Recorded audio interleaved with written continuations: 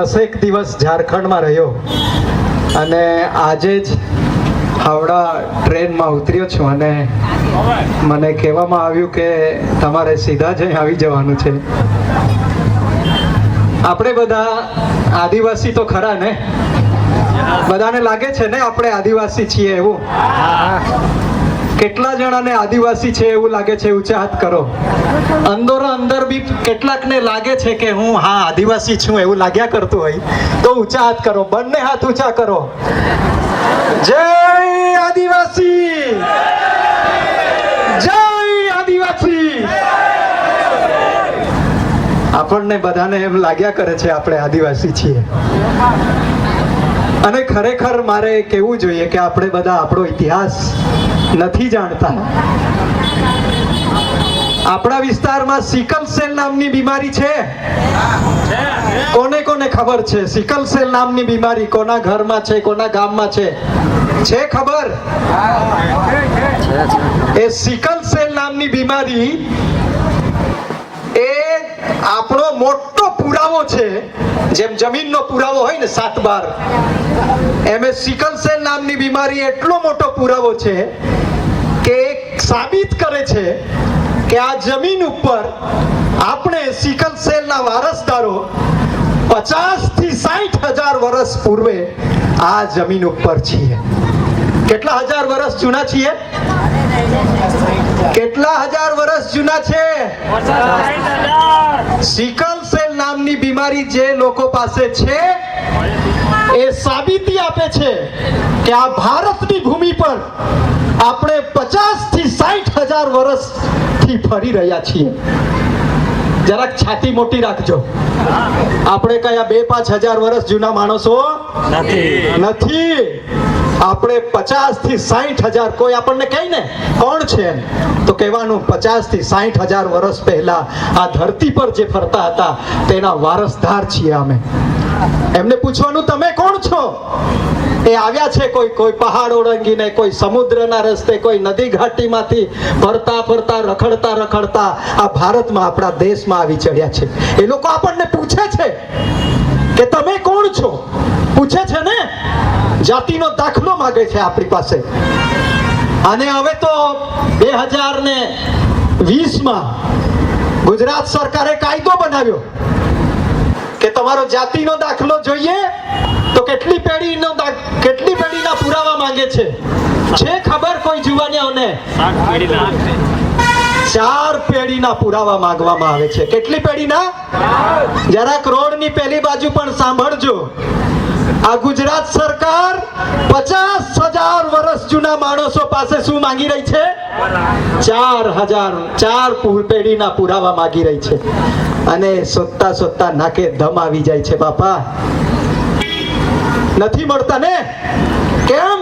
તો કે મારા દાદાના દાદા નથી ભણ્યા. કોણ? તો કે મારા દાદાના દાદા નર્મદા ઘાટીમાં હતા.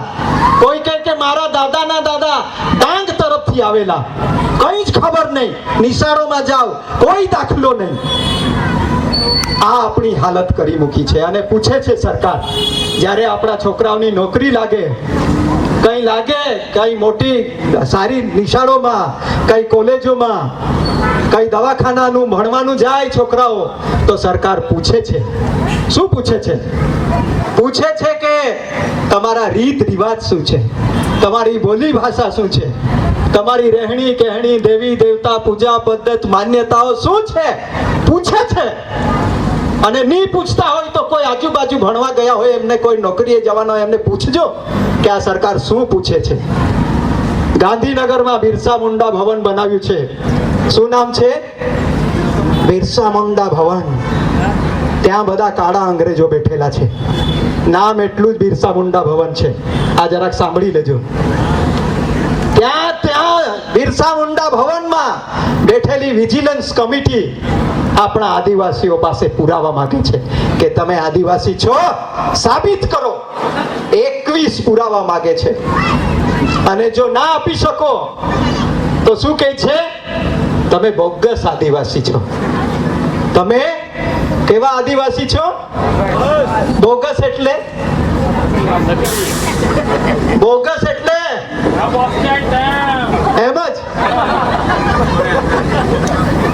આંબા પરથી કેરી તૂટી પડે ને એમ જ ચીમડાઈને બોગસ, એ પ્રકારના બોગસ માણસો છે એવું સરકાર આપણને કહે છે. અને એની સામે આપણે જવાબ આપવા માટે આ બધું કરવું પડે છે. ખ્યાલ આવે છે આ શા માટે કરી રહ્યા છે? આપણે આ ભેગા થઈ રહ્યા છે, નાચી રહ્યા છે, ગાઈ રહ્યા છીએ, એકબીજાને ઓળખી રહ્યા છે, એકબીજાનું સાંભળી રહ્યા છે. શા માટે? તો કે આ સરકારને કાનમાં આપણો અવાજ પહોંચે કે અમે હજુ આ ધરતી ઉપર જીવીએ છીએ. ખ્યાલ આવે છે ને?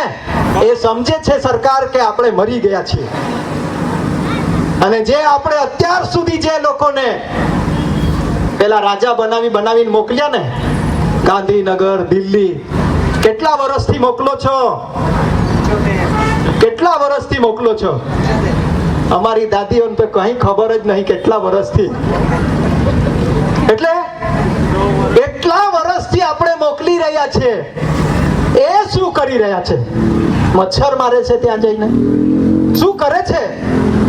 એ પણ આપણે પૂછવું પડશે કે ગાંધીનગરમાં ગયેલા, દિલ્હીમાં ગયા હતા, જઈ રહ્યા છે, એ બધા આપણો બચાવ કરી રહ્યા છે કે નથી? શું આ બધા કાયદાઓ વિશે એ લોકો જાણે છે કે નથી? શું એ લોકો સરકાર સામે સવાલ કરે છે કે નથી? અને નથી તો પછી એ પણ આ લૂંટની ભાગીદારીમાં છે. જો એ નથી બોલતા તો એ આપણને લૂંટી લેનારા, લૂંટી રહ્યા છે એ બધાની ગેંગના એ પણ ટેકેદાર છે એવું માનવાનું. એ આપણા નથી એવું માનો. કેમ કે કોઈ બીજેપીની ટિકિટથી જીત્યા છે, કોઈ કોંગ્રેસની ટિકિટથી જીત્યા છે, કોઈ આમ આદમીની, કોઈ બીજી આદિવાસીની ટિકિટથી જીત્યા છે. કે ગામિત સમાજે કોઈને ટિકિટ આપી? પટેલ સમાજે, ચૌધરી સમાજે કોઈને ટિકિટ આપી નથી. કેમ? તો કે પાર્ટી જોઈએ. આ ભારતનું બંધારણમાં રજીસ્ટર થયેલી પાર્ટી જોઈએ. કમિશનમાં, ચૂંટણી કમિશનમાં તમારા નામની પાર્ટી હોવી જોઈએ. તો શું તમે ગામિત પાર્ટી બનાવશો, ચૌધરી પાર્ટી બનાવશો તો તમે સમાજના પ્રતિનિધિઓને ટિકિટ આપશો? કઈ પણ મેળ પડે એવું નથી. એટલે આપણે આ જે બધા ચૂંટાઈને જાય છે એ બધાને પણ આપણે સવાલો પૂછવા પડશે. અને એ સવાલો માત્ર એ લોકોને નહીં, આપણી જાતને પણ પૂછવું પડશે. જો આપણે ઊંઘમાં હશે તો આપણે જાગી જવું પડશે. કેમ કે જ્યાં સુધી આપણે નહીં જાગતા હોઈશું ત્યાં સુધી એ લોકો આપણા ઉપર રાજ કરશે. દિલ્હીમાં અત્યારે જાગી ગયા છે છોકરાઓ, જુઓ છો કે નહીં? દિલ્હીમાં જાગ્યા છે ને? એવું અહીંયા પણ જાગવું જોઈએ. વ્યારામાં જાગવું જોઈએ, ઉનાઈમાં જાગવું જોઈએ, બારડોલીમાં જાગવું જોઈએ, સોનગઢમાં જાગવું જોઈએ. તો જાગ્યા કહેવાય. આપણે શું કહેવાઈએ? આપણે જાગતા કહેવાઈએ? આપણે કેવા કહેવાઈએ? ઊંઘતા કહેવાઈએ. આપણે જાગતા નથી અને એટલા માટે આપણી આવી પરિસ્થિતિ છે. એટલે આપણે 50,000 વર્ષ જૂના માણસો ને આજે આવી સ્થિતિમાં આપણને મૂકી દીધા છે. આપણા હાથમાં જમીનના ટુકડા નથી, આપણી પાસે જમીન નથી, આપણા બહેનોના શરીરમાં લોહી નથી. 4-5% લોહી છે મારી બહેનો, મારી માતાઓના શરીરમાં. આવી સ્થિતિ છે. એટલે એવી પરિસ્થિતિમાં આદિવાસી જાય તો જાય ક્યાં? એવી પરિસ્થિતિમાં આપણને મૂક્યા છે. દવાખાનાઓ છે, એ શું કરે છે એ લોકો જ જાણે. નિશાળો ચાલે છે, એ કેવી રીતે ભણાવે છે એ લોકો જ જાણે. આ વ્યવસ્થા જે વ્યારામાં કે સુરતમાં કે ગાંધીનગરમાં બેઠી છે એ શું કરે છે ટેબલો ઉપર બેસીને, એ જ લોકો જાણે. એટલે એવી પરિસ્થિતિમાં ના તો આપણી સરખી પેઢી ભણેલી છે, ના સારી રીતે ભણવા મળે છે, ના સારી રીતે દવાખાનાઓના સારવાર મળે છે, ના નોકરી મળે છે, ના રોજગાર મળે છે. પેલા વડાપાવની વચ્ચે પેલો ઘોડો મૂકી આપે છે ને, પેલા વડાપાવને કાપીને વચ્ચે ઘોડો મૂકી આપે છે ને, ખાવ છો કે નહીં લારી પર, એ ઘોડાને દબાવી દેવામાં આવે છે આપતા પહેલા. એવી પરિસ્થિતિ કરીને આપણને ઠેકાણે પાડી દીધા છે.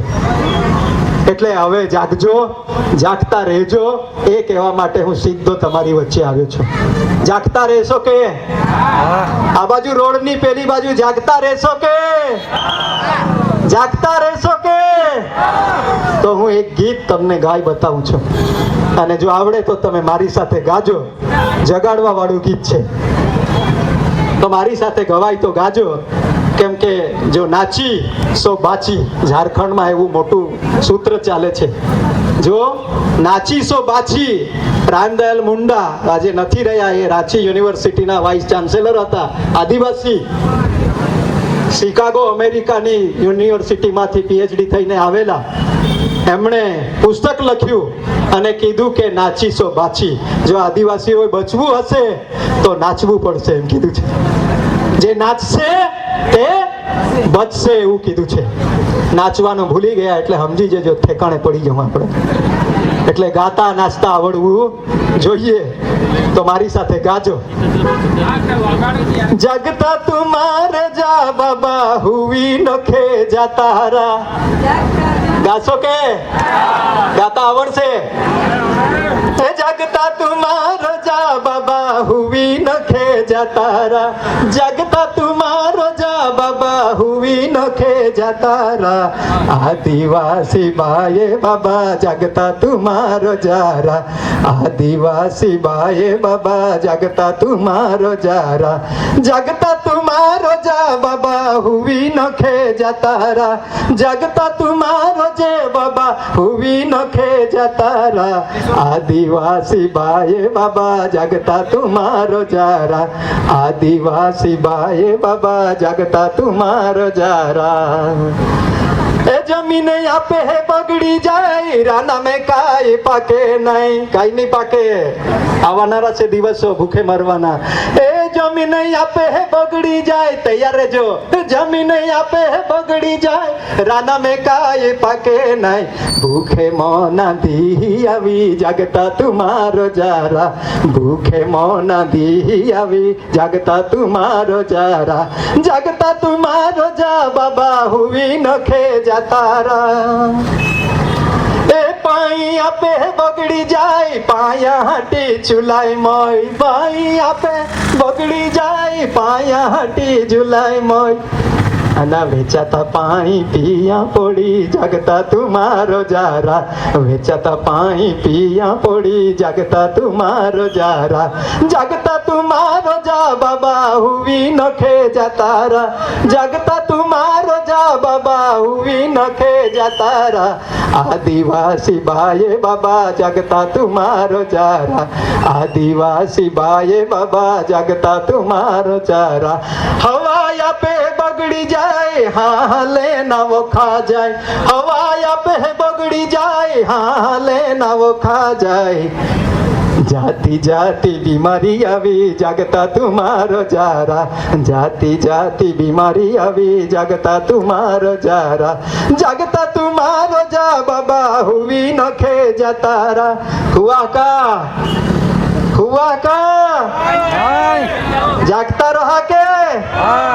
જય આદિવાસી, જાગો આદિવાસી. ખૂબ ખૂબ આભાર. આપણે સાહેબને ખૂબ સરસ આપણે સમાજની સમજણ આપી.